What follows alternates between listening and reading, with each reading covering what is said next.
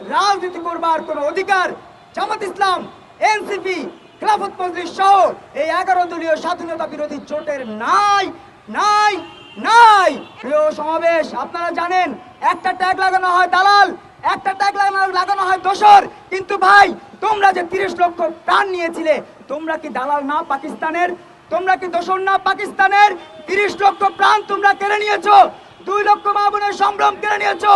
তোমরা সংসদে গিয়ে বলছো তোমরা জুলাই করেছো, জুলাইয়ের কাছে নাকি 71 কিছু না। প্রিয় বন্ধুরা আমার, যখন বলে জুলাইয়ের কাছে কিছু 71 কিছু না, তখন গায়ে তখন দাঁড়িয়ে যায়, তখন গায়ে হিম প্রবাহ হয়ে যায়, গায়ে রক্ত গরম হয়ে যায়।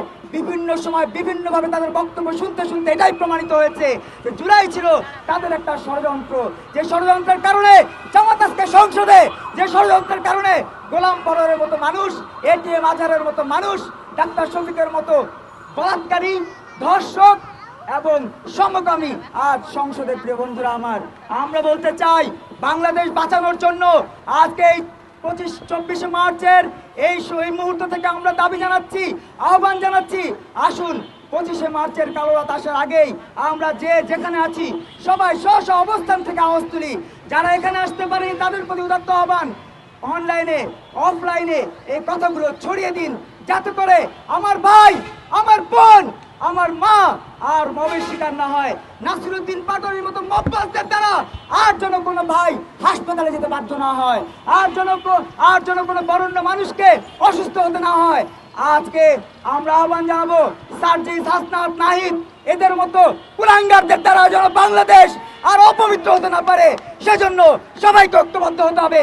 আমরা নুরু না, আমরা কুরু না, আমরা নুরুর মতো ধান্দাবাজ না, আমরা ববি আজাদের মতো চান্দাবাজ না। আমরা নতুন ধারার রাজনীতি করি। এখানে কোনো বাগবাটোয়ারার ব্যবস্থা নাই, হালুয়া রুটির ব্যবস্থা নাই। আমরা আওয়াজ তুলতে চাই মুক্তিযুদ্ধের পক্ষে। মুক্তিযুদ্ধকে বিক্রি করে দিয়ে সংসদে যাওয়ার পক্ষে আমরা না, মুক্তিযুদ্ধকে বিক্রি করে দিয়ে লাল সবুজের পতাকাকে অপমাননা করার পক্ষে আমরা না। যে কারণে আজকের এই সমাবেশ থেকে গণহত্যাকারী রাজনৈতিক প্ল্যাটফর্মগুলোকে নিষিদ্ধের দাবি যেভাবে জানাচ্ছি, ঠিক তেমনি ভাবে তাদের বিচারেরও আমরা দাবি জানাচ্ছি। সেই সাথে বলাৎকারী ডাক্তার শফিকের মতো মানুষকে দৃষ্টান্তমূলক শাস্তির আওতায় আনবারও আমরা দাবি জানাচ্ছি। গেলে যাবে জীবন,